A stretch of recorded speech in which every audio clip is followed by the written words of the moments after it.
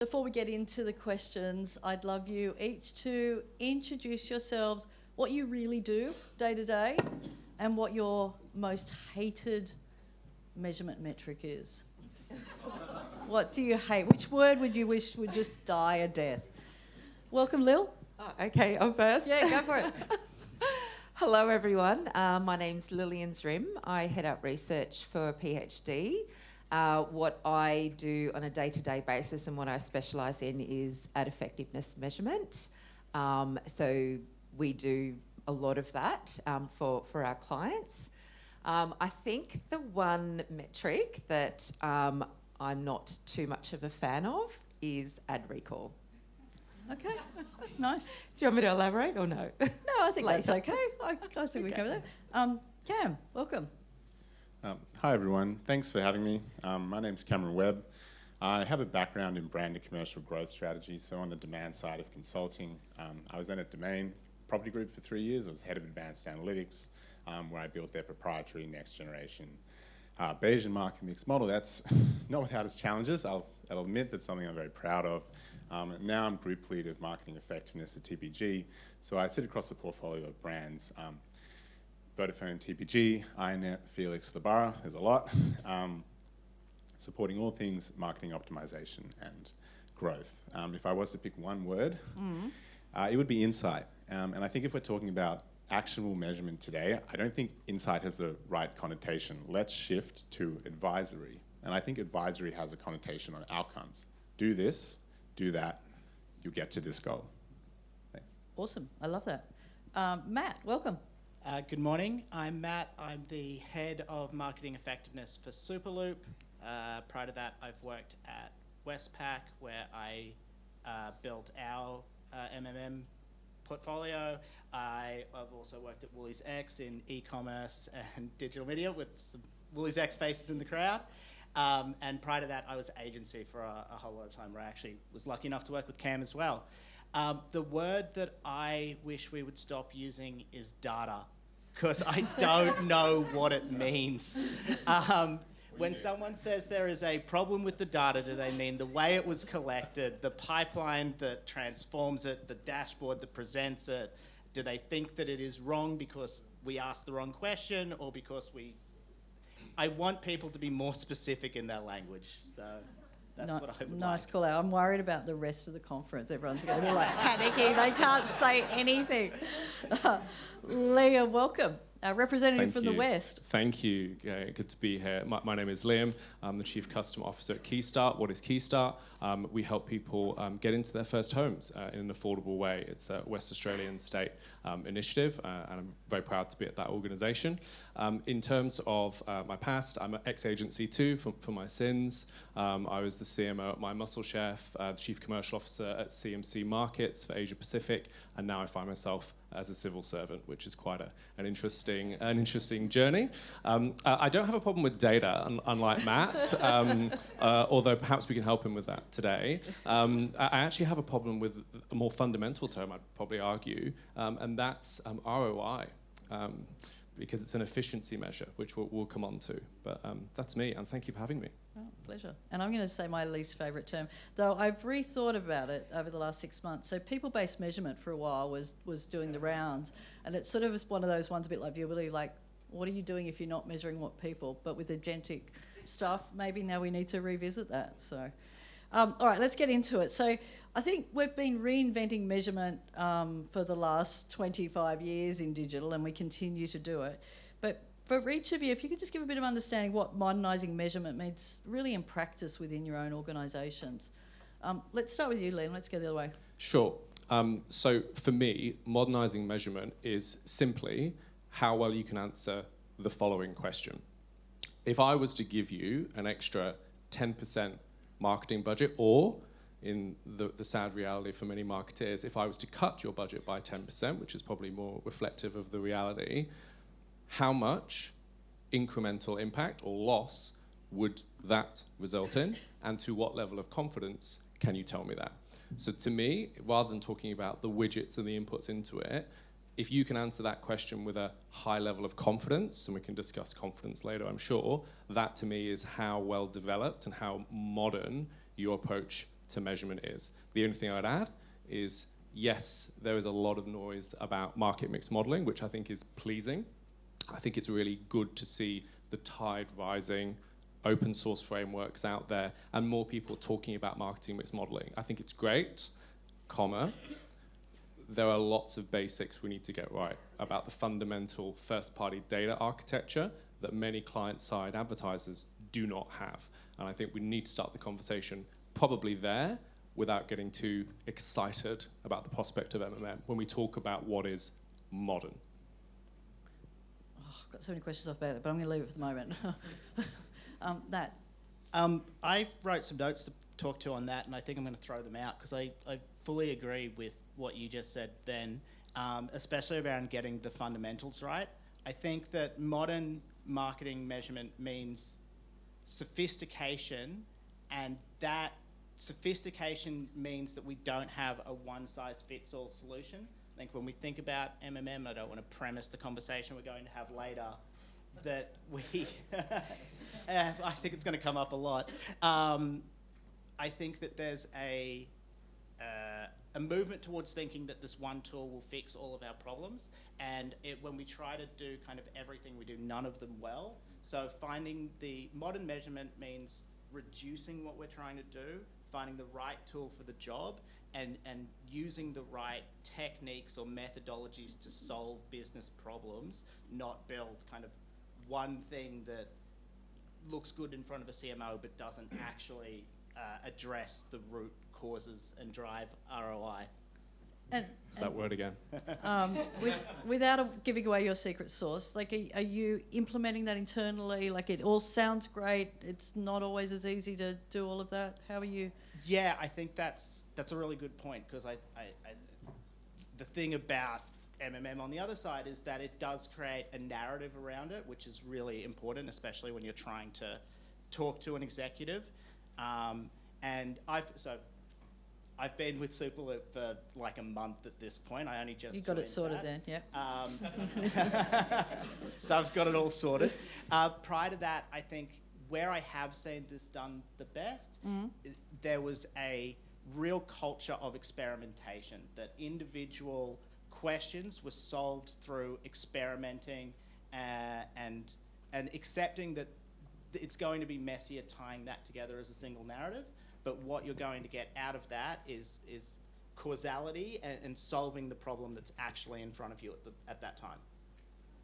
Now, Cam, can I warn you never to play poker? Because your emotional journey that you went on listening to all that was fascinating to watch. You're obviously very invested in this. How do you approach, I guess, again, you're newer to TPG. Yeah. But what's your strategy? I definitely agree with the elements of what has been said, but I, in my experience, have had a different experience in businesses, and I see the fundamental problem with businesses is clear information and alignment around that information, and I think less is more. So if we're talking modern measurement, I won't go into I think the details, but I'll talk about my philosophy and what we're doing at TPG. To me, and a new idea hopefully for the industry, but hopefully not, modern measurement for me is the placement of an analytics and measurement function as the central steering function in a business to guide growth. So not as a service or support function. Basically, if it can become a steering function, it means that the business is held accountable to a growth framework and an action plan. There are like practical challenges with this, and some companies have tried to do this. I think Woolies X has tried it. But at the end of the day, if there's conflict and misalignment, it needs to come down to the CEO to decide. So what does that really look like? What can this centralized steering function roll out? It might look like a framework. It might have 4 pillars, right? So cascading metrics that matter, laddering up to the hard financial metrics that the bankers and investors view in the market. We're talking like gross margin. We're talking net ads. We're talking like share of attention if you're a different category. It just depends. Ladder up to those metrics that matter. Then the steering function can set guardrails, make sure that product doesn't work on something that doesn't drive the business forward and is aligned with the tech, marketing and more. Easier said than done. Growth playbooks roll out structured instructions on what to do and what not to do, and 4 evaluation frameworks. Endeavor to evaluate everyone fairly, not necessarily in the same tool, good if you can, really hard, but at least evaluate up to those metrics that matter. So modern measurement is the practical application of a central steering function. And we're doing that at TPG. Brilliant. Well thought through. That's amazing. Lil, you've heard from the three brands on stage, and I'm sure you're dealing with a whole myriad of different brands at different points of the journey. How do you help your clients and work with them on their measurement journey? Yeah, so I don't disagree with anything said here. I think the way that we help our clients and I guess the way that we approach modern measurement is twofold.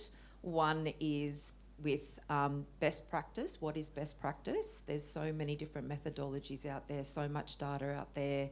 What is actually best practice in measurement and consistency? So when we think about privacy playing into this space, signal loss and, changes in methodologies over time. We want consistency. So I'm going to throw a few buzzwords out there, but, being future-proof, privacy-first, purpose-built tools that can be consistent over time. And I think that's really underpins good measurement. And then the second part of that is through measurement framework. So we are so big on the measurement framework, right tools, fit for purpose. You need to separate all your KPIs and business outcomes across different pillars. Not all your activity is going to be driving the same KPIs, so you need to make sure you're selecting the right KPIs. What is the right evaluation tool underneath that? And pick the highest quality of evidence within that to measure that. And that all has to sit in a holistic measurement framework. There's another buzzword. But it's true, it does need to be consistent. So the way that we approach that for our clients is we get them on that measurement journey, and it's a journey. It's not necessarily from day dot. It's an education piece. It's actually selecting right tools, looking at their business. How are we going to talk about all these tools together? Are they calibrating each other? Do they say the same thing? Can we rely on these tools? And do we have trust in those tools? And then when we do that, we can see that we can make the best optimizations of the insights that we're getting,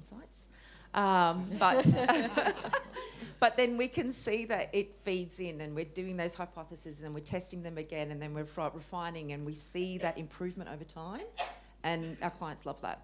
And that's going right back to that first point, is that all the information they're feeding into best practice? Because I was going to ask how you identify best practice. Is it from that hard work, feeding back up to some sort of more principle-based best practice ideas? Yeah, absolutely. I think methodology playing into that, absolutely.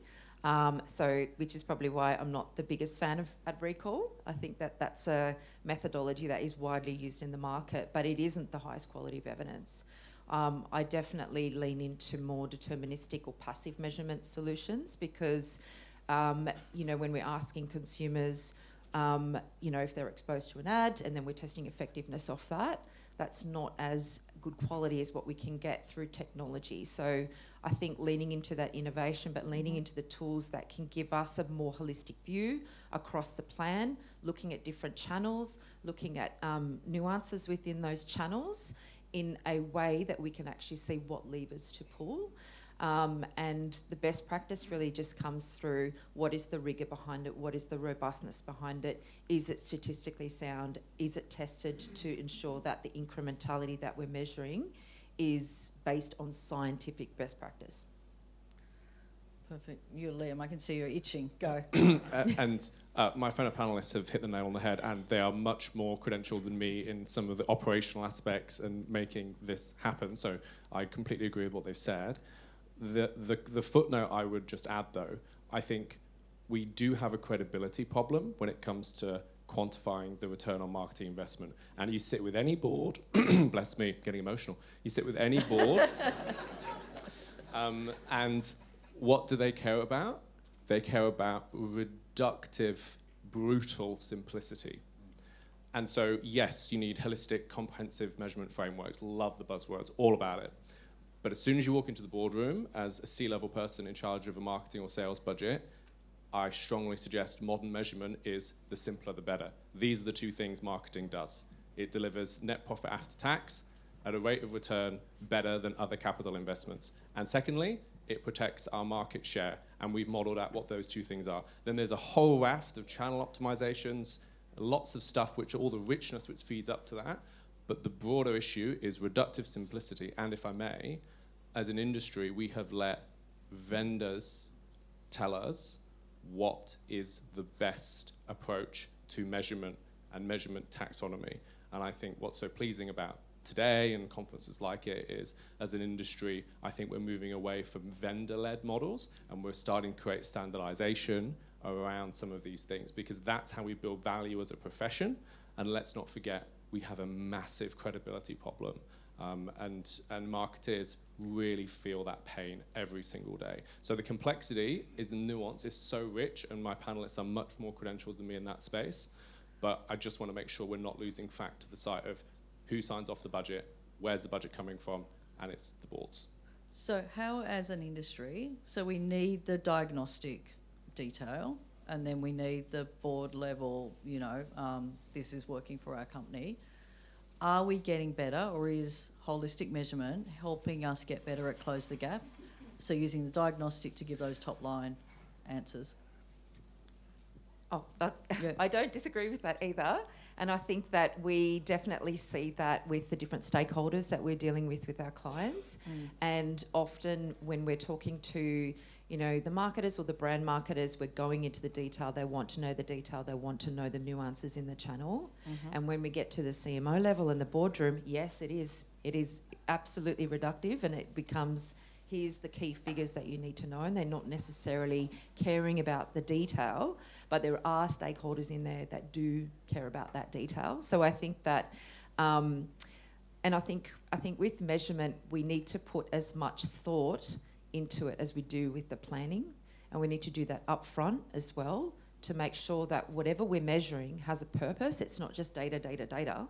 It's like every single point that we are doing or we're measuring ladders up to the overall business and strategic goals of the business. So I think that's how we approach it. Yes, it is very complex, and they only care about that one slide. And we often have one slide for the CMO and a whole deck, not too big, for the rest of the stakeholders. Yeah. So it's a challenge. And if I may as well, to build on that little, unfortunately, marketing is the sexy part of business, right? It's the showbiz part. You've got people around the board going, oh, but what about that ad?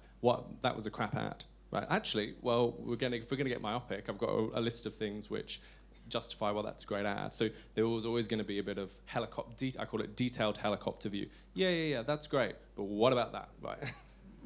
So all of this, so let's dive in a little bit to market mix modelling, because it is the hot topic at the moment in terms of trying to bring everything together, and whether that's, for the right reasons, which that holistic view is, but also an easier way for brands to do it. Liam, why are we at this point in the market where this is the hottest topic? The credibility issue. I think data I've seen, 63%, 65% of CMOs are under more pressure than ever from financial chiefs to justify return. I think that's well documented. The collapse of deterministic models about measuring effectiveness, cookie deprecation, device IDs being harder to track, walled gardenization, which apparently is a noun, but that's what I read the other day. And then in addition, I also think marketeers, and this is the irony because I've done this in my previous roles, marketeers have in-housed a lot of media. 50% of marketing businesses have in-house media. Then it's like, oh, why is this cross-channel stuff so hard? We'll just in-house it. And they do, and they're like, oh, it's really hard. And then and maybe the agency was right all along, they were. And so now I think marketers are going, okay, got a good laugh there on that one. They know it's harder, and then now they're having to justify more. And now with cloud computing, the cost of entry point for marketing mix modeling coming down, it's seen as a more viable option. So they're the 3 or 4 reasons I believe that it's having its moment in the sun. Matt? Yeah, I think, so I agree with everything you've said, and what am I trying to say here? What happens though when I've walked confidently into the executive, into the board, and I've used this model, and the board don't understand, to Lil's point earlier, the difference between probabilistic and deterministic. And I've said marketing is going to give us this return based on this budget next year, and then it doesn't. And so that's why I I guess my question with MMM is, I believe it's a really important tool and we should be using it, but by going all in on it, we're then putting, I guess, a lot of faith in our ability to predict the future. And when we do that, are we only going to end up with the same credibility problem we had before we put that prediction in front of the executive? It's better to at least put your stall out and then get graded on it. And then if I was in that situation, I'd point to the IT project that's overrunning for 5 years and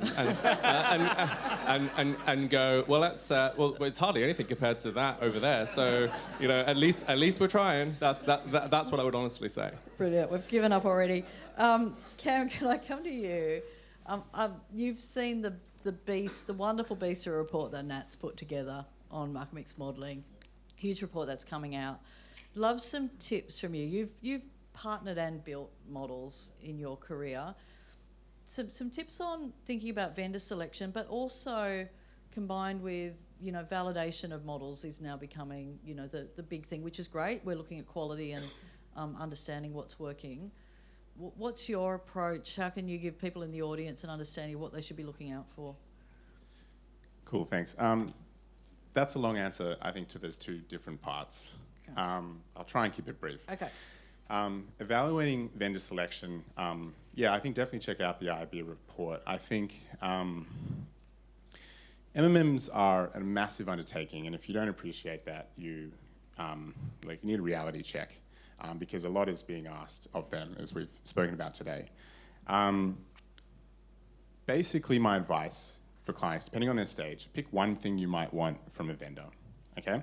So find the one thing that you can get from a vendor that will benefit the business the most. And the framework might be, some ideas to look for might be 4 areas: responsiveness, comprehensiveness, accuracy, and flexibility. It's basically what it sounds like, right? Responsiveness, can the MMM vendor fit into timelines and reporting so you don't get left behind in the business decision making? Comprehensiveness, full funnel is important. Maybe clearer information on macroeconomic data and seasonal actionability is important, right? It's not good enough to just, for some clients, to say the economy drove 5% of sales in March. Like, who cares? It's not actionable. Accuracy can be paramount. We need to know the payoff. But, in some businesses, it's a little bit more flexible, and finance kind of just applies their own weight to the ROI factor that we give them, which is a bit disingenuous. Flexibility, do you have to fit into the model? Maybe you've got strong-minded stakeholders to be that you need to agree with. So the reality is, if you want all those things from a vendor, if you want the world from a vendor, be prepared to give the vendor your world. That's my advice. Now, validation, I'm happy to pause there and cover that later. Do you want me to keep going? I think we need to start connecting the two, right? Cool. Yeah. So there are many issues with validation in the industry, and in summary, it's not enough and it's not good enough. We won't go into the details there, but what I'm going to emphasize is hopefully some consensus thinking already that how do you guard against poor validation in MMMs? Basically, proper next generation MMM should follow what's called a modern validation strategy, which is at its core building as much inherent ground truth into the model design as humanly possible. So you'll be familiar with this: lift tests, attribution experiments, attribution trends, your internal control groups, and regularization frameworks, so like multi-target models that inherit from global means and stop the variance estimates getting too wonky, and then backtesting. Backtesting is what I'd like to focus on specifically, and I'm almost done with the answer, sorry. To those that don't know, in the industry, backtesting is basically training the algorithm on a portion of the data set and then checking on the remaining portion whether it's right. The problem is for complex models is you need that feedback, and that's called leakage. And what I encourage us to do as an industry is, although I recognize the impracticality of this, run backtesting experiments. Borrow a leaf from the finance and trading firms of Wall Street of how they run world-class models which have billions and trillions of dollars underlying them. So what they basically do is they build a model with a modern validation strategy, ground truth, good stats and everything, and then they publish it to a pre-release shadow testing environment, and that model sits there and it can't be touched, and it waits. And it waits for new data that hasn't happened yet in the universe. It waits for the next month, month 2, month 3, whatever, to check if the model is actually right. And the model sits there competing to see if in this backtesting experiment, it can actually outperform the existing models in the trading firm or actually work in the real world against kind of randomness and stochastic processes. I know clients can't really wait 3 months for a validated model, but suppliers could, build that into their core model framework or submit it to some, industry kind of, whatever. What's the word I'm looking for? Like industry, doesn't matter. So yeah, in short, consider doing that. Incorporate a modern validation strategy, be more stringent, and that testing of backtesting, true out-of-sample forecasting is another word for it, only works if your validation criteria is stringent enough. So like 90 R-squareds for weekly models, come on, 3.5% MAPES, good Durbin-Watsons, like strive for that stuff and you'll guard against poor validation. I love that. I am all here for that back testing. I think that's incredibly important. And to your point, like the not waiting 1 to 2 to 3 months, we used to wait 2 years for market mix models to give us answers. So, I think we can give it a bit of time to get it right. I knew this panel would chat a lot, so I'm going to have one last question, and it's for you to throw down and ask of the industry and the sell side. We've got a sell side panel coming up later. If you were thinking around, the need for standardisation, definitions, industry guidance on outcomes, as well as the data that's available from sell side to make sure that we have a diverse ecosystem, you can pick any bit of that. What would you like? What's your ask of the industry or of your media and platform partners? Lil? Here first. I think it comes back to best practice and transparency. So I think a lot of the time when we are looking at different vendors or looking at different measurement across the industry, we really have to go digging for the answers. And it's sometimes buried, it's sometimes not available. It's very hard to compare. It's not consistent. We have to do a lot of work with our clients to get that consistency across the industry. So I think I would really ask for the industry to be very transparent with the data to build that trust, and I think really demonstrate how you are leaning into best practice. And that transparency of data, you mean of how it is, not the actual, like I'm just thinking privacy, you're thinking just the... Yeah, I think, sometimes when we do look at the data, we get really, really into the data and we really interrogate the data and we make sure that it's sound. Sometimes we see, biases in there that haven't been accounted for in measurement and data, just as simple as that. So I think that measurement is not an easy and simple. I know that, our CMOs and everything, they want that simplicity, but the process to actually get data that is very meaningful and is actually accurate is very deep. So I think it's more about making sure that there is that best practice in that collecting of the data, and then also in the way that it's presented and statistically sound. So I think that we do see a lot of variance in that in the industry, and that's what I would like to see a bit more consistency on. Great. I'm going to jump to you, Matt. What would you like to... Yeah, if I can ask anything, because I know this will never happen, it would be interoperability between digital publishers and the tech platforms, an end to the walled gardens. I don't see it happening quite like that. Yeah. But like, even if we could move towards open standards for conversion APIs, open standards for privacy and identity resolution, it's moving somewhere in the direction towards unique audience identification across those platforms. I think about like something like OzTam would never happen today. Everyone is so keen to put walls up between their own pieces of the pie. In emerging media, retail media, you see the same things happening between the big e-com giants and the supermarkets. I think that we have an opportunity to grow the pie if we bring down some of those walls and create industry standards, use bodies like this one to create those industry standards and those open source tools to create the right environment. And I believe that would be how we grow the pie rather than trying to put up walls that just block off individual bits of the pie and don't grow it. All right, really quick from you, Liam, and then we might have time for one question because we've got someone waiting on the line from New York too. Okay, I promise to be brief. Yeah.